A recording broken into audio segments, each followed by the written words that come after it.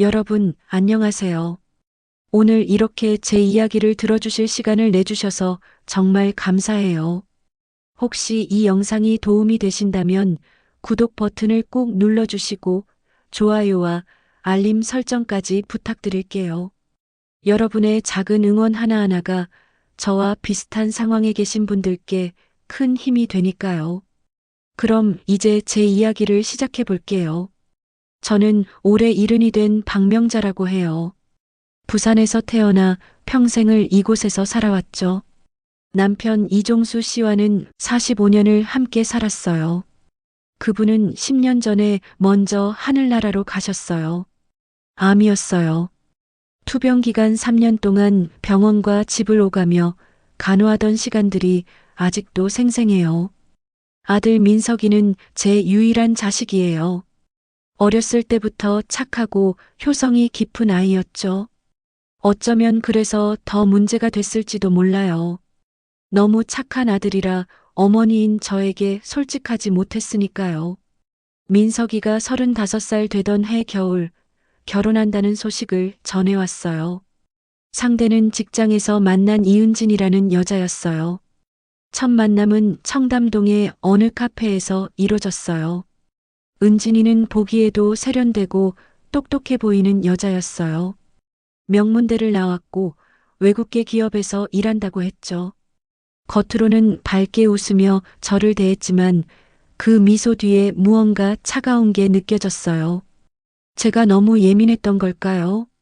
아니면 어머니의 직감이었을까요? 은진이가 화장실에 간 사이 민석이가 제게 말했어요. 엄마, 은진이가 좀 도도해 보일 수도 있는데 사실은 마음이 따뜻한 사람이에요. 그 말을 들으며 이상한 느낌이 들었어요. 왜 굳이 그런 변명을 먼저 하는 걸까? 하지만 그때는 아들의 선택을 믿고 싶었어요. 아들이 좋아하는 사람이니까 분명 좋은 사람일 거라고 스스로를 설득했죠. 결혼 준비 과정은 순탄하지 않았어요. 예물부터 시작해서 예단, 혼수 문제까지 모든 게 은진이 쪽 의견대로 진행됐어요. 제가 조심스럽게 의견을 내면 요즘은 그렇게 안 해요라는 말이 돌아왔죠. 민석이는 그저 중간에서 난처한 표정만 지을 뿐이었어요. 결혼식 날 저는 한복을 곱게 차려입고 식장에 갔어요. 은진이 부모님은 양가 모두 정장을 입었어요. 한복을 입은 건 저뿐이었죠. 은진이 어머니가 저를 보더니 작게 웃으며 뭐라 속삭이는 게 보였어요. 얼굴이 화끈거렸지만 참았어요. 아들의 결혼식인데 싸울 수는 없잖아요.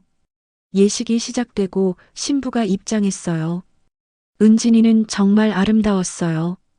하얀 드레스가 너무나 잘 어울렸죠. 하지만 제 눈에는 자꾸 남편의 빈자리가 보였어요. 여보, 우리 민석이가 장가를 가네요. 당신이 보고 싶어요. 마음속으로 남편에게 말을 걸었어요. 주례 선생님 말씀이 끝나고 패백 시간이 됐어요. 전통 방식으로 하자는 제 의견은 받아들여지지 않았고 간소하게 식장 한편에서 진행됐죠. 은진이가 절을 하며 올린 술잔을 받아 마시는데 그 손길이 어쩐지 형식적으로만 느껴졌어요. 결혼 후 신혼집을 알아볼 때도 문제가 생겼어요. 은진이는 강남에 있는 새 아파트를 원했어요. 민석이 혼자 힘으로는 어려운 가격이었죠.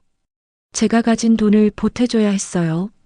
남편이 평생 모아둔 돈, 제가 식당 일을 하며 모은 돈까지 합쳐서 전세 보증금을 마련했어요.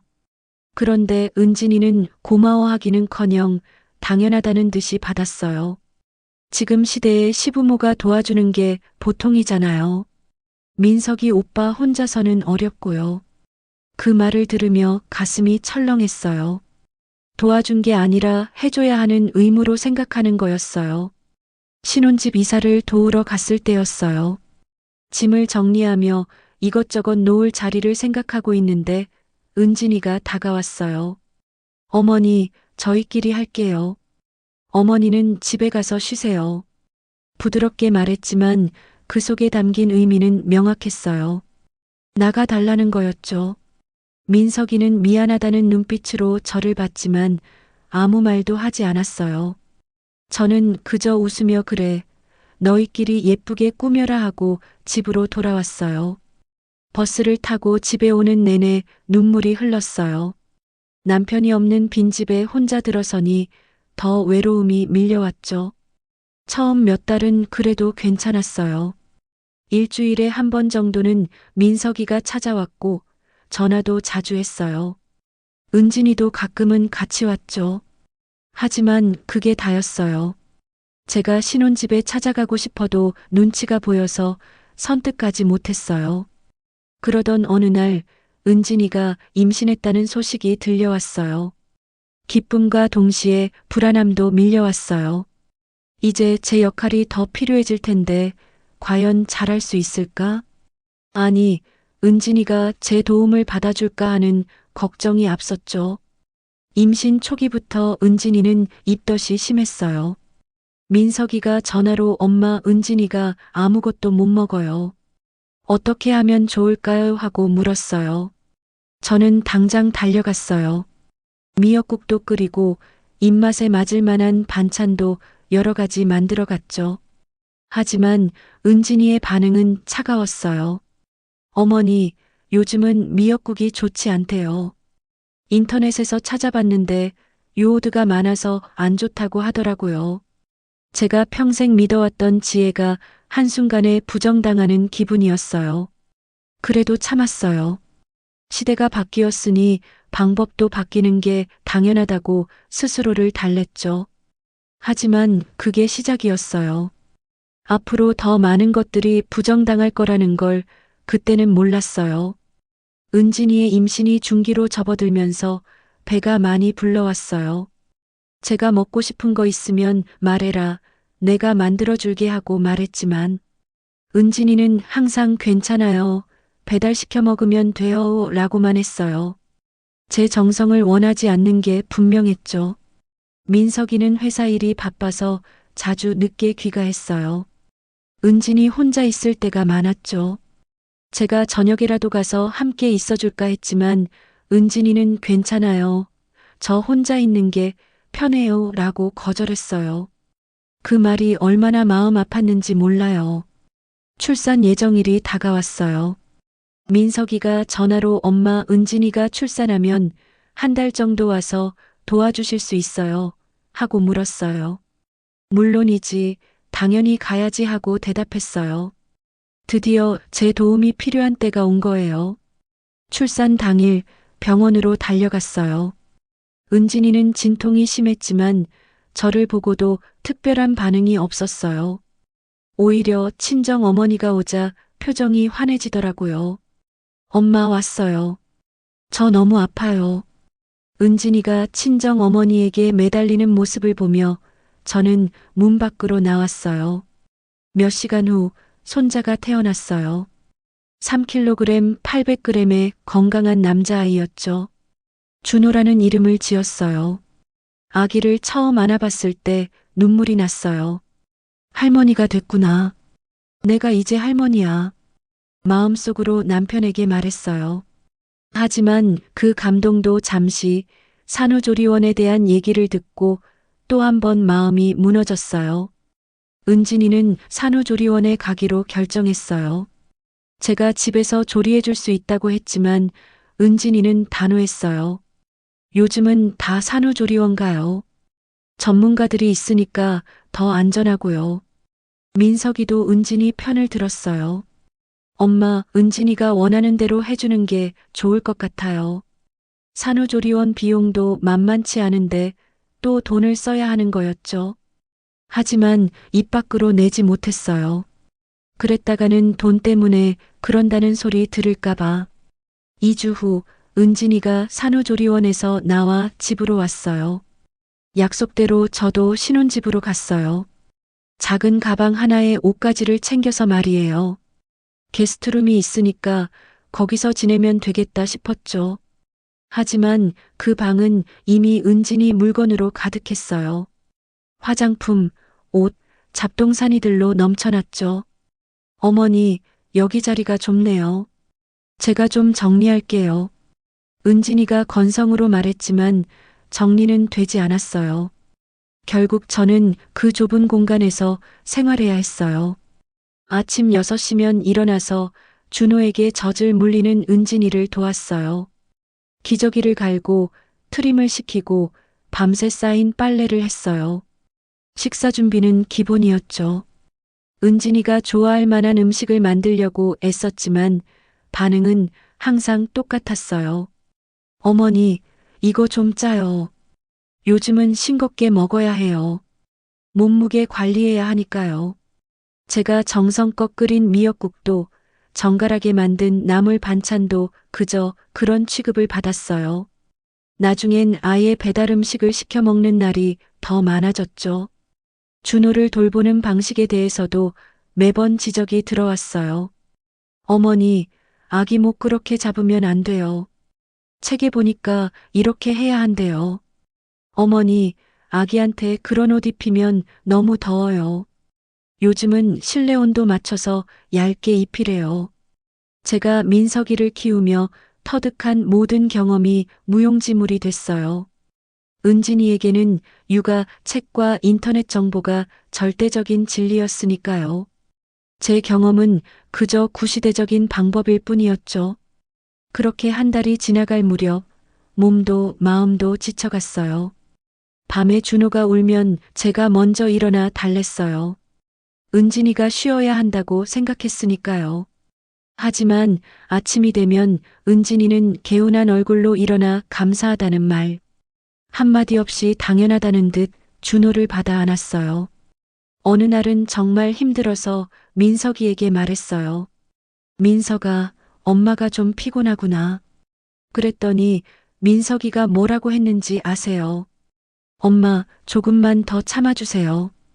은진이도 지금 힘든 시기니까. 제가 도와주러 온 건데 오히려 참아야 하는 사람이 된 거예요. 한 달 반이 지났을 때 집으로 돌아왔어요. 돌아오는 길에 남편 산소에 들렀어요. 여보, 나 정말 힘들어요. 이러려고 손주를 기다린 건가 싶어요. 무덤 앞에서 한참을 울었어요. 집에 돌아와서도 마음이 편하지 않았어요. 민석이는 바쁘다며 자주 연락하지 않았고 준호가 보고 싶어서 전화하면 은진이가 퉁명스럽게 받았어요. 지금 재우는 중이에요. 나중에 전화 주세요. 그러던 어느 날 민석이에게서 전화가 왔어요. 엄마, 은진이가 복직한대요. 그래서 준호를 좀 봐주실 수 있어요. 제가 뭐라고 답했을까요? 그럼 내가 봐줄게. 그렇게 대답했어요. 내 손주인데 당연히 봐줘야 한다고 생각했죠. 하지만 그게 제 인생을 완전히 바꿔놓을 줄은 그때 몰랐어요. 아침 7시부터 저녁 8시까지 제 시간은 온전히 준호의 시간이 됐어요.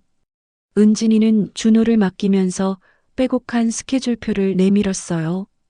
오전 9시 우유 100ml, 10시 30분 과일 퓨레, 12시 점심 이유식, 낮잠은 1시부터 2시 30분까지. 그 스케줄표를 보는 순간 제가 단순히 손주를 돌보는 할머니가 아니라 고용된 보모 같다는 생각이 들었어요.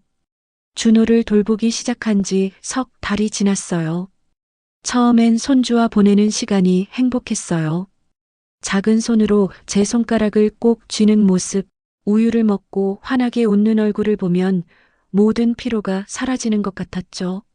하지만 시간이 지나면서 상황은 달라졌어요. 은진이의 요구는 점점 더 구체적이고 까다로워졌어요. 스케줄표는 더 빡빡해졌고 준호에게 먹일 음식도 모두 은진이가 정해놓은 것만 먹여야 했죠. 어느 날 준호가 보채서 제가 끓인 흰죽을 조금 먹였어요.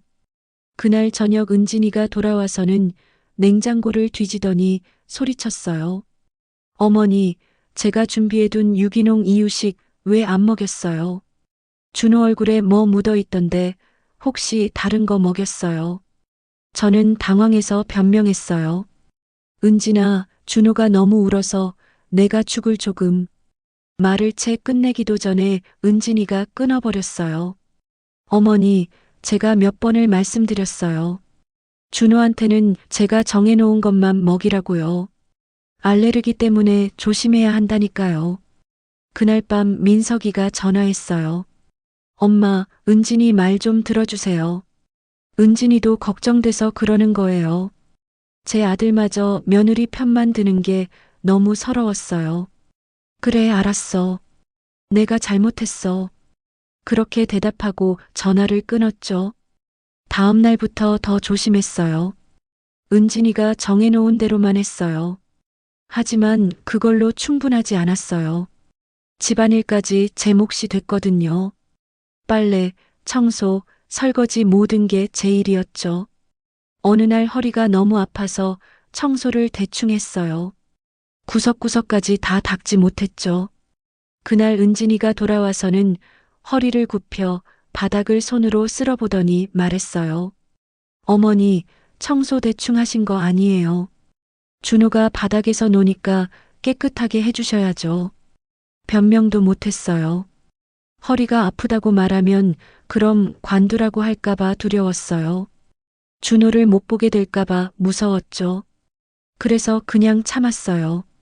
미안해, 다음부턴 잘할게 라고만 했어요. 그러던 중 은진이 친구들이 집에 놀러 온 날이 있었어요. 저는 손님 대접을 하려고 과일도 깎고 커피도 준비했어요. 거실로 나가 과일 접시를 내밀었더니 은진이가 웃으며 말했어요. 어머니, 저희끼리 얘기할 거니까 들어가 계세요. 그 말을 듣는 순간 귀를 의심했어요. 손님이 온 내 아들 집에서 며느리가 시어머니인 저를 쫓아내는 거였어요.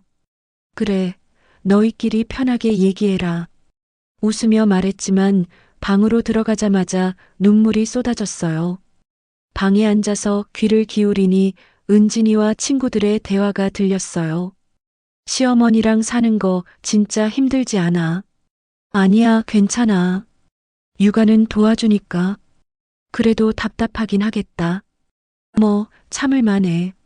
애 봐주는 것 말고는 별로 할 게 없으니까. 제가 은진이에게 그냥 애 봐주는 사람, 그 이상도 이하도 아니라는 걸 깨달았어요. 시어머니도 아니고 가족도 아닌 그저 무료로 일해주는 보모일 뿐이었죠. 그날 밤 잠을 이룰 수 없었어요. 창밖을 내다보며 생각했어요. 내가 왜 이렇게 사는 걸까? 손주를 위해서, 아들을 위해서. 하지만 나는 어디에 있는 걸까? 다음 날 아침 준호를 안고 있는데 문득 제 얼굴이 유리창에 비쳤어요. 머리는 헝클어져 있고 옷은 우유를 흘린 자국으로 얼룩져 있고 표정은 지쳐 있었어요. 이게 나야. 70살 박명자가 이렇게 늙고 초라해졌구나. 점심을 준비하면서 손을 베었어요. 피가 나는데도 제대로 처치할 시간이 없었어요. 준호가 울기 시작했거든요. 밴드를 급히 붙이고 준호를 안아달랬어요. 그때 현관문이 열리며 은진이가 들어왔어요. 어머니, 왜 이렇게 시끄러워요? 동네 다 들리겠어요. 은진이가 짜증을 내며 말했어요. 제 손에 밴드를 보고도 괜찮으세요? 한마디 없었어요. 그저 준호를 빼앗듯이 안아가며 왜 울리신 거예요? 라고만 물었죠. 그날 저녁 민석이가 퇴근해서 들어왔어요. 저는 저녁 준비를 하고 있었어요. 민석이가 부엌에 들어와 물었어요. 엄마, 오늘 손 다치셨어요. 은진이한테 들었어요. 응, 괜찮아. 조금 베었어. 제가 웃으며 대답했어요. 민석이가 제 손을 잡더니 밴드를 확인했어요. 엄마, 병원 가보셨어요? 아니, 별거 아니야. 그런데 민석이 표정이 이상했어요. 미안한 듯 하면서도 어쩔 수 없다는 표정이었죠. 엄마, 은진이가 엄마 좀 쉬시라고 하는데 혹시 너무 힘드시면 말씀하세요. 그 말을 듣는 순간 뭔가 이상했어요. 쉬라는 말인지 그만하라는 말인지 애매했거든요. 그 후로 은진이의 태도는 더 차갑게 변했어요. 전화도 잘 받지 않았고 준호를 데려올 때도 인사 한마디 없이 현관에 두고 가는 날이 많았죠. 마치 저를 사람이 아니라 물건처럼 대하는 느낌이었어요. 어느 날은 준호 생일이었어요. 돌잔치를 한다기에 제가 한복을 곱게 차려입고 갔어요. 손주 돌잔치인데 할머니가 한복 입는 게 당연하다고 생각했죠. 하지만 도착하니 은진이가 찌푸린 얼굴로 저를 봤어요. 어머니, 오늘 양장으로 입고 오시라고 했잖아요. 단체 사진 찍을 때 어머니만 한복이면 안 어울려요. 은진이가 속삭이듯 말했어요. 제가 언제 그런 말을 들었나요? 아무 말도 듣지 못했어요. 하지만 이미 늦었어요. 사진 촬영은 시작됐고 저만 한복을 입고 있었죠. 사진사가 사진을 찍으며 중간에 계신 분은 조금 옆으로 나가주세요. 구도가 안 맞아요 라고 말했어요. 그 사람도 제가 거슬린 거였죠. 돌잔치가 끝나고 집에 돌아와서 한참을 울었어요. 손주 돌잔치에서조차 환영받지 못하는 할머니가 됐어요. 제가 뭘 잘못한 걸까요? 손주를 사랑하는 게 잘못인가요? 준호를 돌본 지 1년이 넘었어요. 제 하루는 온통 준호로 가득했죠. 아침 일찍 일어나 은진이가 데려다 놓은 준호를 받고 저녁 늦게까지 돌보고 은진이가 퇴근해서 데려갈 때까지 기다리는 게 제 일과였어요. 제 시간은 하나도 없었어요. 병원 가는 것도 미루고 친구 만나는 것도 포기하고 오직 준호만 돌봤어요. 그런데 은진이는 감사하다는 말 한마디 없었어요. 당연하다는 듯이 준호를 맡기고 갔죠. 어느 날 제가 허리가 너무 아파서 민석이에게 전화했어요. 민석아, 엄마가 병원 좀 가야 할 것 같은데 오늘은 은진이가 준호를 좀 일찍 데려갈 수 있을까? 그랬더니 민석이가 난처한 목소리로 말했어요. 엄마, 은진이 오늘 중요한 회의 있대요. 조금만 참아주실 수 있어요. 제가 뭐라고 답했을까요? 그래, 괜찮아. 알았어. 병원은 다음에 가도 돼. 그렇게 말하고 전화를 끊었어요. 그날 저녁 8시가 넘어서 은진이가 왔어요. 미안하다는 말도 없이 준호를 안아가며 그냥 가버렸죠.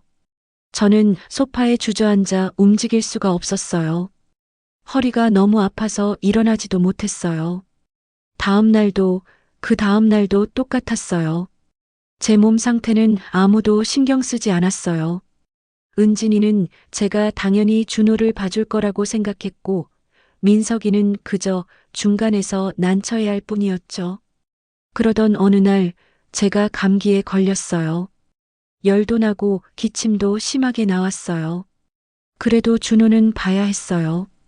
은진이에게 전화했더니 어머니, 준호한테 옮으면 안 되니까 마스크 쓰고 계세요 라고만 했어요. 그날 하루 종일 마스크를 쓰고 준호를 돌봤어요. 기침이 날 때마다 참느라 눈물이 났어요. 준호한테 옮길까봐 조심하느라 제 몸은 더 악화됐죠. 저녁에 은진이가 와서 준호를 데려간 후 저는 쓰러지듯 침대에 누웠어요. 다음 날 아침 일어날 수가 없었어요. 몸에 힘이 하나도 없었어요. 은진이에게 전화해서 말했어요.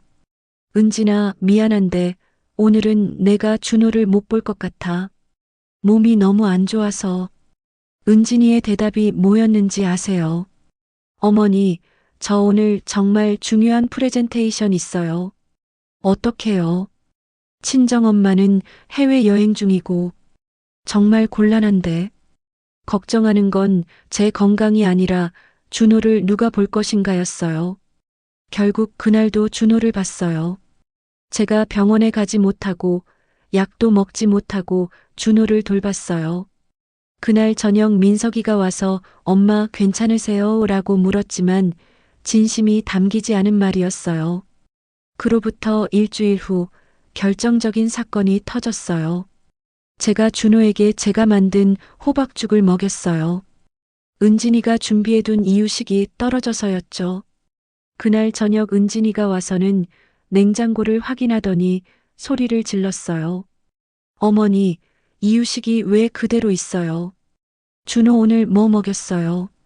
제가 떨리는 목소리로 대답했어요. 이유식이 떨어져서 내가 호박죽을 끓여서. 말이 끝나기도 전에 은진이가 폭발했어요. 몇 번을 말씀드려야 알아들으세요. 준호한테는 제가 정해놓은 것만 먹이라고요. 매번 제 말을 무시하시네요. 이제 정말 못 참겠어요. 은진이의 목소리가 너무 커서 이웃집에서도 들릴 정도였어요. 그 순간 뭔가 제 안에서 터졌어요. 지금까지 쌓였던 모든 감정이 한꺼번에 쏟아져 나왔어요. 은진아, 나도 못 참겠어. 1년 넘게 너희 뒷바라지만 하면서 내 몸이 얼마나 망가졌는지 알아. 감사하다는 말 한마디 없이 당연하다는 듯이 대하고 제 목소리도 커졌어요. 평생 이렇게 큰 소리로 말해본 적이 없었는데 그날은 참을 수가 없었어요. 나도 70살이야. 내 인생도 있고 내 시간도 필요해. 그런데 너는 나를 사람으로 보는 게 아니라 그냥 공짜 보모로만 보잖아. 은진이가 어이없다는 표정으로 저를 봤어요. 어머니, 지금 뭐라고 하시는 거예요? 제가 언제 어머니를 그렇게 대했어요? 제 안에서 웃음이 나왔어요. 쓴웃음이었죠. 언제 그렇게 대했냐고. 매일 매순간 그렇게 대했잖아. 내가 말 한마디 하면 요즘은 안 그래요 라고 무시하고 내 경험은 구시대적이라고 치부하고 아플 때도 쉴 틈 없이 준호를 맡기고 그때 현관문이 열리며 민석이가 들어왔어요. 무슨 일이에요? 소리가 밖까지 들려요. 민석이가 당황해서 물었어요. 은진이가 민석이에게 달려가 울먹이며 말했어요. 오빠 어머니가 지금 이상한 소리 하세요. 제가 뭘 잘못했다고 이러시는 거예요. 저도 회사 다니면서 애 키우느라 힘든데. 민석이가 저를 봤어요. 그 눈빛에서 또다시 실망감이 느껴졌어요. 엄마, 무슨 일이에요? 은진이한테 왜 그러세요? 민석이의 말에 마지막 희망마저 사라졌어요. 제 아들은 언제나 며느리 편만 들었어요. 시어머니인 제 편은 단 한 번도 들어준 적이 없었죠. 민석아, 넌 내 아들이잖아. 엄마가 1년 넘게 얼마나 힘들었는지 모르니. 제 목소리가 떨렸어요. 민석이는 난처한 표정을 지을 뿐이었어요. 엄마도 이해해 주세요. 은진이도 힘들어요. 그 말을 듣는 순간 모든 걸 깨달았어요.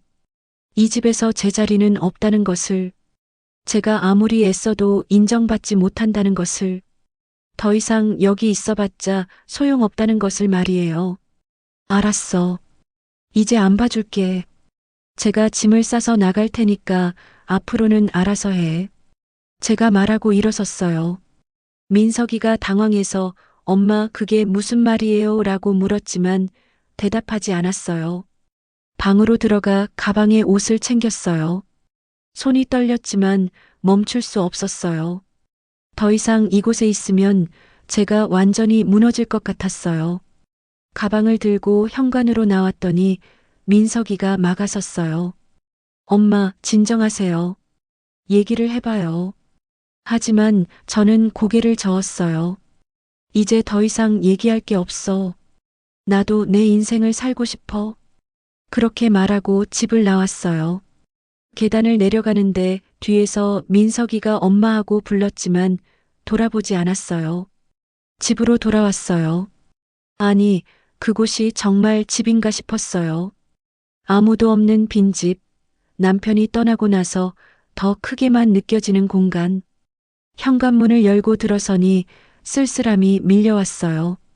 하지만 동시에 이상한 감정도 느껴졌어요. 해방감이랄까요? 이제 누구 눈치도 보지 않아도 되고, 누구의 지적도 받지 않아도 되고, 제 시간을 제가 쓸 수 있다는 생각에 가슴이 뭉클했어요. 소파에 앉아 창밖을 바라봤어요. 해가 지고 있었어요. 붉은 노을이 하늘을 물들이고 있었죠. 예쁘네. 얼마 만에 이렇게 노을을 보는 걸까?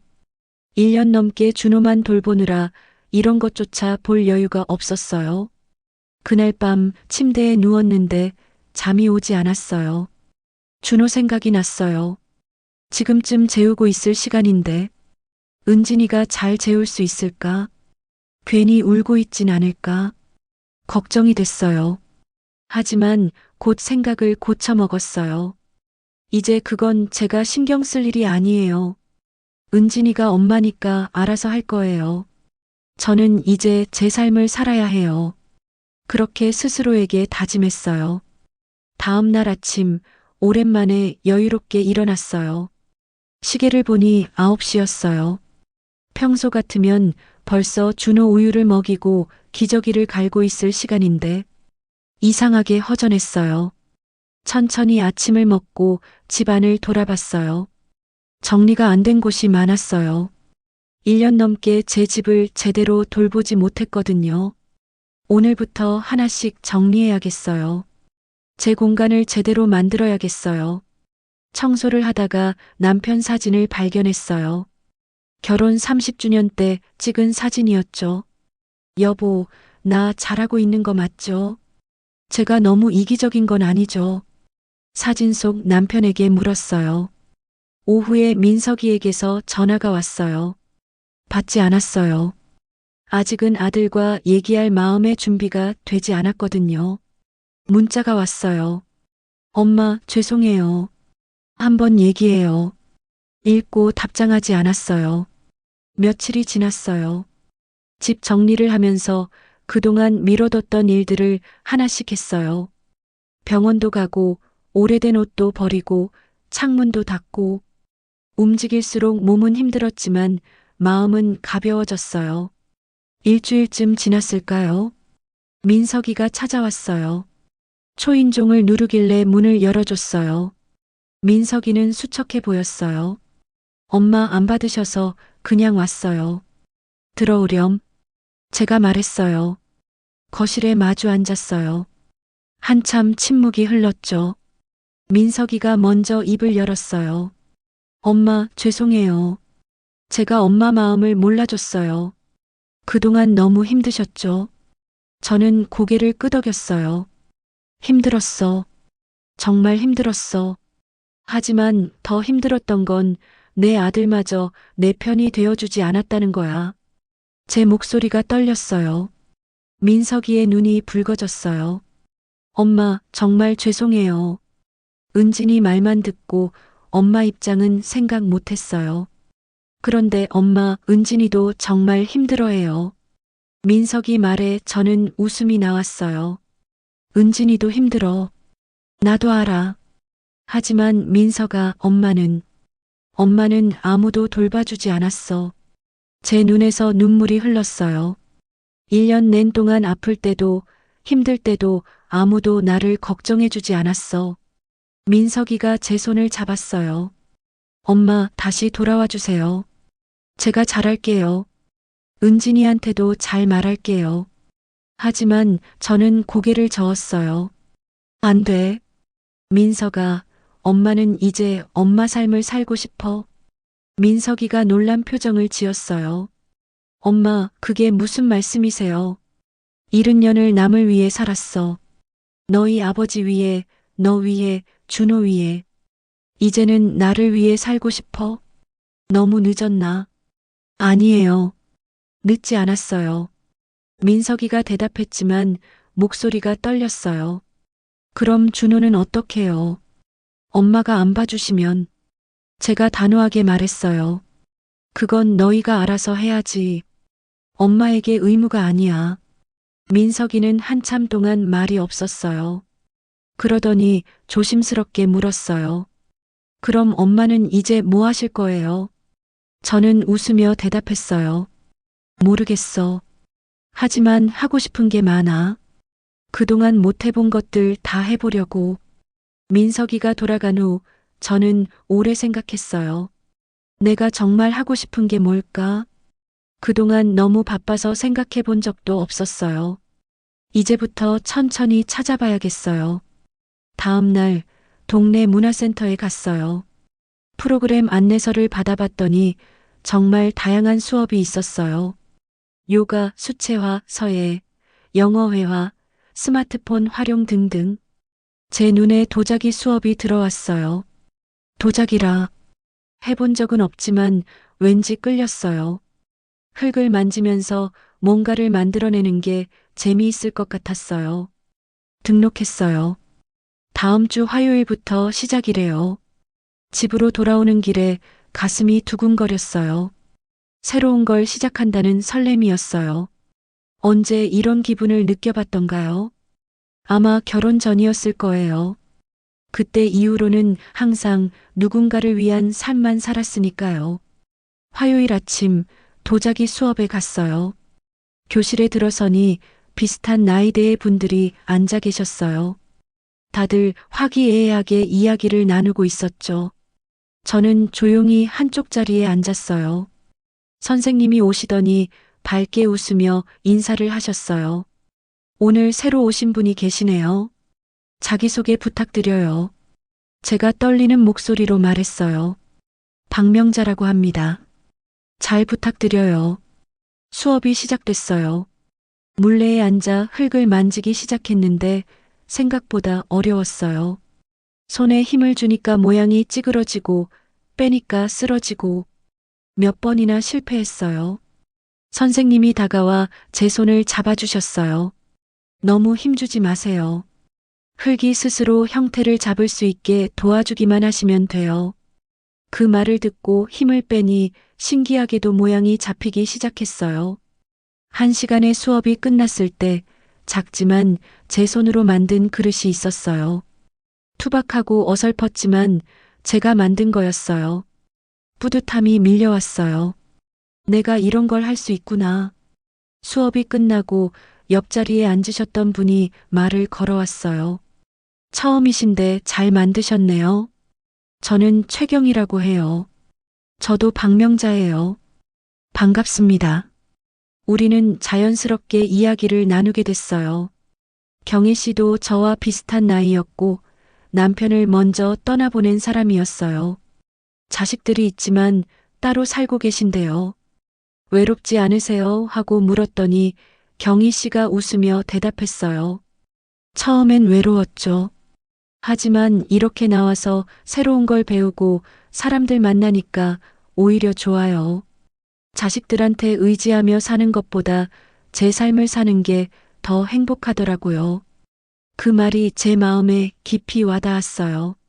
수업 후에 경희 씨와 커피를 마셨어요.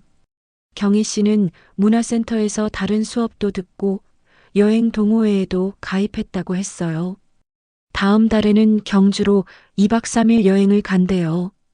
여행이요. 부럽네요. 제가 말했더니 경희 씨가 같이 가시죠.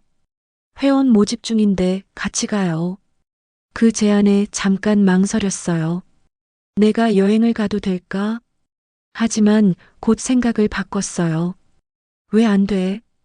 이제는 내 인생이잖아. 집에 돌아와 거울을 봤어요. 얼굴에 활기가 돌아온 것 같았어요. 도자기를 만들면서 새로운 사람을 만나면서 여행 계획을 세우면서 마음이 들떠 있었어요. 이런 기분이 이렇게 좋은 거였구나. 다음 주 도자기 수업 날 더 많은 분들과 친해졌어요. 김순자 씨, 이영희 씨, 박정숙 씨 모두 비슷한 나이대였고 각자의 사연을 가지고 있었어요. 우리는 수업 후에도 자주 만나 차를 마시며 이야기를 나눴어요. 영희 씨는 남편과 같이 살지만 각자의 시간을 가진대요. 정숙 씨는 아들 내외와 살지만 따로 방을 얻어서 독립적으로 산대요. 순자 씨는 혼자 살면서 자원봉사도 하고 취미 생활도 하신대요. 그분들 이야기를 들으며 깨달았어요. 나이가 들었다고 삶이 끝나는 게 아니구나. 오히려 새로운 시작일 수 있구나. 자식들에게 의지하지 않고도 충분히 행복할 수 있구나. 한 달 후 경주 여행을 갔어요. 경희 씨를 포함해 10명이 함께 했어요. 불국사도 가고 첨성대도 보고 황리단길도 걸었어요. 밤에는 숙소에서 모여 앉아 막걸리를 마시며 이야기를 나눴어요. 각자의 인생 이야기를 나누는데 모두가 공감하는 부분이 있었어요. 가족을 위해 희생한 시간, 자신을 잃어버렸던 순간들. 하지만 이제는 자신을 되찾으려 노력한다는 것도요. 여행에서 돌아온 후 민석이에게 연락이 왔어요. 엄마, 건강하세요. 준호가 할머니 보고 싶대요. 한번 만날 수 있을까요? 제가 답장했어요. 다음 주 토요일에 만나자. 우리 집으로 와. 토요일 민석이가 준호를 데리고 왔어요. 은진이는 오지 않았어요. 아마 아직 어색할 거예요. 준호가 저를 보더니 활짝 웃으며 달려왔어요. 할머니, 제 가슴이 뭉클했어요. 우리 강이 왔구나. 할머니 보고 싶었어. 준호를 꼭 안아주니 눈물이 났어요. 하지만 예전과는 다른 눈물이었어요. 집착이 아니라 사랑의 눈물이었어요. 민석이와 준호랑 점심을 같이 먹었어요. 제가 만든 음식을 먹으며 민석이가 말했어요. 엄마, 요즘 어떻게 지내세요? 건강하시죠? 응, 잘 지내. 문화센터도 다니고 친구들도 만나고 여행도 다녀왔어. 여행이요. 민석이가 놀란 표정을 지었어요. 어디 다녀오셨어요? 경주. 친구들이랑 2박 3일로 다녀왔어. 정말 좋더라. 민석이가 미소를 지었어요. 엄마가 행복해 보여서 다행이에요. 준호와 놀아주다가 문득 생각했어요. 이제 준호도 제 삶의 일부일 뿐 전부가 아니에요. 사랑하지만 집착하지 않아요. 보고 싶지만 제 삶을 포기하지 않아요. 이게 맞는 것 같아요. 민석이가 돌아가기 전에 말했어요. 엄마, 은진이가 미안하대요. 그때 일 정말 후회하고 있어요. 저는 고개를 끄덕였어요. 나도 미안해. 하지만 민서가 그 일이 있어서 엄마가 이렇게 바뀔 수 있었어. 오히려 감사해. 그날 저녁 혼자 앉아 창밖을 바라봤어요. 별이 반짝이고 있었어요. 여보, 나 이제 괜찮아요. 혼자서도 잘 살 수 있어요. 남편에게 속삭였어요. 그리고 제 자신에게도 말했어요. 명자야, 잘하고 있어. 앞으로도 잘할 거야. 석 달이 지났어요. 제 일상은 완전히 달라졌어요. 아침에 일어나면 창문을 열고 심호흡을 해요. 상쾌한 공기가 폐 속으로 들어오는 게 느껴져요. 이렇게 여유롭게 아침을 시작할 수 있다는 게 감사해요. 도자기 수업은 계속 다니고 있어요. 이제는 꽤 솜씨가 늘어서 컵이나 접시도 만들 수 있게 됐어요. 선생님이 작품 전시회를 해보라고 권하셨어요. 문화센터에서 작은 전시회를 여는데 참여해보라고요. 처음엔 망설였어요. 내 작품을 남들에게 보여준다는 게 부끄러웠거든요. 하지만 경희 씨가 말했어요. 명자 씨, 우리 나이에 새로운 걸 배워서 전시회까지 한다는 게 얼마나 대단한 일인데요. 당당하게 하세요. 그래서 참여하기로 했어요. 2달 동안 열심히 작품을 만들었어요. 제가 좋아하는 모양, 제가 좋아하는 색깔로 만들었어요. 누구를 위한 게 아니라 온전히 제 마음에 드는 작품들이었죠. 전시회 날 민석이와 준호가 왔어요. 이번엔 은진이도 함께였어요. 은진이는 조심스럽게 제게 다가와 말했어요. 어머니, 정말 죄송했어요.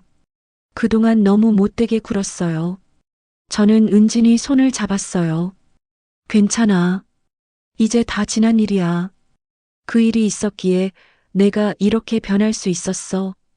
오히려 고마워. 은진이 눈에 눈물이 고였어요. 제 작품들을 보며 민석이가 말했어요. 엄마, 정말 멋져요. 엄마가 이런 재능이 있는 줄 몰랐어요. 저도 몰랐어. 70살에 처음 알았지. 우리는 모두 웃었어요. 전시회가 끝나고 며칠 후 은진이에게서 전화가 왔어요. 어머니, 혹시 시간 되시면 차라도 한잔 할까요? 제가 사과할 게 있어서요. 좋아. 내일 만나자. 우리는 카페에서 만났어요. 은진이는 처음 보는 모습이었어요. 화장도 연하게 하고 옷차림도 편안했어요. 무엇보다 표정이 부드러워졌어요. 어머니, 그동안 정말 죄송했어요. 제가 너무 이기적이었어요.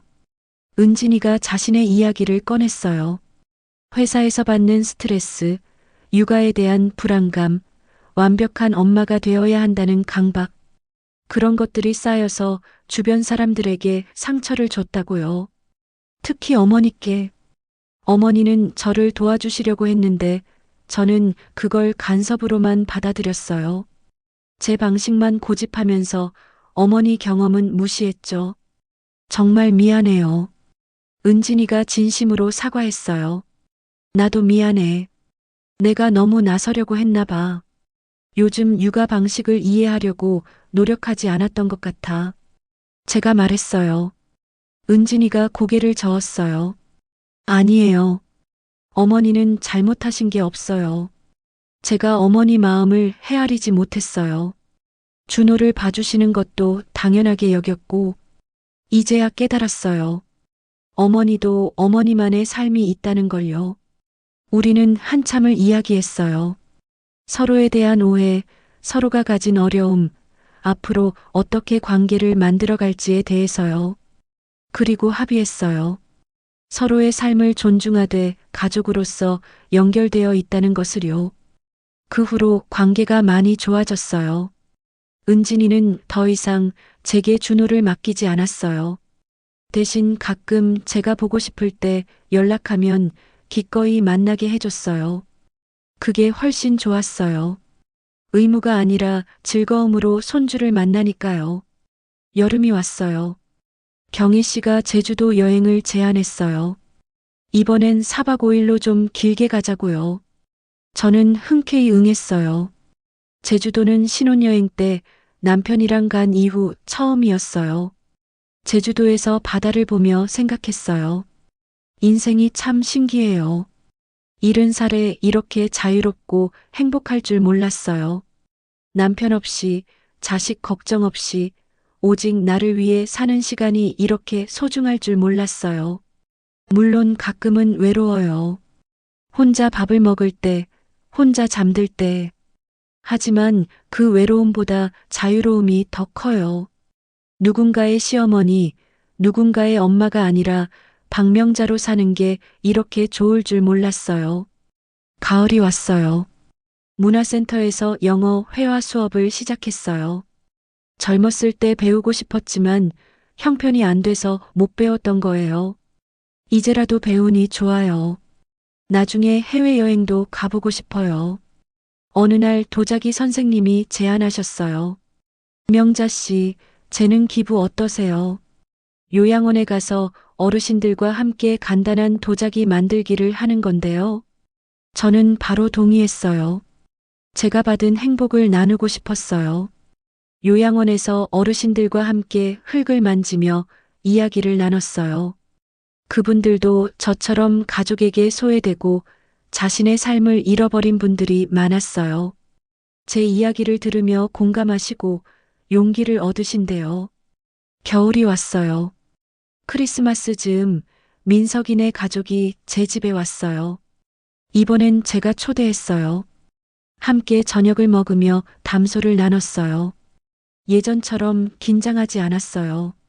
그저 편안하게 가족으로서 시간을 보냈어요. 준호가 물었어요.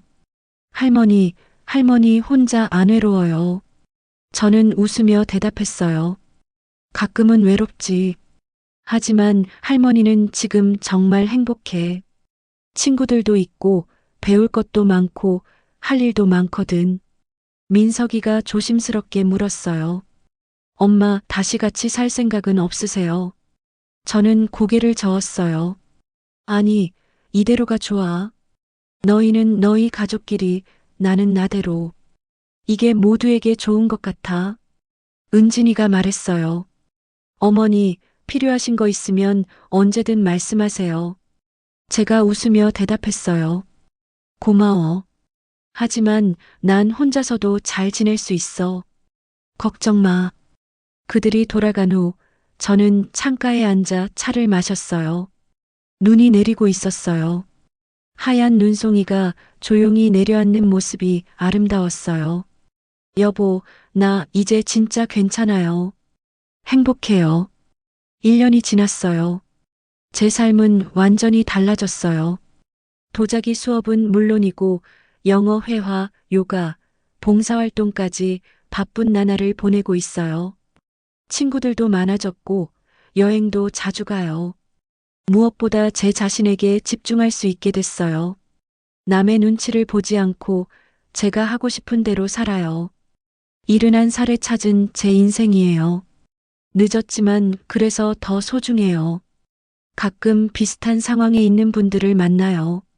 자식들에게 희생하며 살다가 지쳐버린 분들이요. 그런 분들께 제 이야기를 해줘요. 나이가 들었다고 인생이 끝난 게 아니에요. 오히려 새로운 시작일 수 있어요. 자식들은 자식들의 삶이 있어요. 우리가 평생 희생할 필요 없어요. 우리도 우리 삶을 살 자격이 있어요. 그렇게 말하면 많은 분들이 고개를 끄덕이며 용기를 얻으신대요. 봄이 왔어요. 벚꽃이 만발한 거리를 걸으며 생각해요. 내년엔 뭘 해볼까? 그림을 배워볼까? 아니면 악기를 배워볼까? 아직도 하고 싶은 게 많아요. 배우고 싶은 것도, 가보고 싶은 곳도, 만나고 싶은 사람도 많아요. 어느 날 경희 씨가 물었어요. 명자 씨, 후회는 안 해요. 손주를 안 봐준 거. 저는 웃으며 대답했어요. 전혀 안 해요. 오히려 감사해요. 그 일이 있었기에 제가 저를 찾을 수 있었으니까요. 준호도 잘 크고 있어요. 한 달에 한두 번 만나는데 그게 딱 좋아요. 보고 싶은 만큼만 보고 제 삶으로 돌아올 수 있으니까요. 예전처럼 집착하지 않아요. 사랑하되 집착하지 않아요. 민석이와 은진이도 자기들 방식대로 가정을 꾸려가고 있어요. 가끔 힘들어 보이지만 그게 그들의 삶이에요. 제가 나서서 도와줄 필요 없어요. 필요하면 그들이 요청할 거예요. 여름 휴가 때 경희 씨와 유럽 여행을 계획하고 있어요. 파리, 런던, 로마를 돌아볼 거예요. 평생의 꿈이었던 여행이에요. 71살에 가는 유럽 여행, 생각만 해도 설레요. 어느 날 밤 남편 사진 앞에 앉았어요. 여보, 나 이제 정말 행복해요. 혼자서도 잘 살고 있어요. 당신 걱정 마세요. 사진 속 남편이 웃고 있는 것 같았어요. 그리고 거울 앞에 섰어요. 거울 속 제 모습이 예전과 달랐어요. 주름은 더 깊어졌지만 눈빛은 더 반짝였어요. 표정도 밝아졌어요. 이게 진짜 나예요. 박명자예요. 여러분께 말씀드리고 싶어요. 나이가 들었다고, 손주가 있다고, 자식들이 기대한다고 해서 자신의 삶을 포기하지 마세요. 우리도 행복할 자격이 있어요. 우리도 꿈꿀 수 있어요. 가족은 소중해요. 하지만 가족을 위해 자신을 잃어서는 안 돼요. 자신을 사랑할 줄 아는 사람이 남도 제대로 사랑할 수 있어요. 저는 이제 그걸 알아요. 늦었다고 생각할 때가 가장 빠를 때래요. 저는 71살에 새로운 삶을 시작했어요. 여러분도 할 수 있어요. 용기를 내세요. 자신을 위한 선택을 하세요. 제 이야기가 누군가에게 작은 용기가 됐으면 좋겠어요. 비슷한 상황에 계신 분들께 희망이 됐으면 좋겠어요. 우리 모두 행복할 자격이 있다는 걸 잊지 마세요. 지금 이 순간도 제 삶은 계속되고 있어요. 내일은 또 어떤 일이 벌어질까요? 무슨 새로운 걸 배우게 될까요? 누구를 만나게 될까요? 기대되고 설레요. 71살 박명자의 인생은 아직 끝나지 않았어요. 아니, 이제 막 시작됐어요. 진짜 제 인생이 시작된 거예요. 그리고 앞으로도 계속될 거예요. 여러분도 시작하세요. 자신만의 이야기를 써내려 가세요. 나이는 숫자일 뿐이에요. 중요한 건 어떻게 사느냐예요. 후회 없이 당당하게 행복하게 사세요. 제 이야기를 들어주셔서 감사해요. 구독과 좋아요, 알림 설정 잊지 마세요. 여러분의 응원이 많은 분들께 힘이 됩니다. 다음에 또 좋은 이야기로 찾아뵐게요. 모두 행복하세요.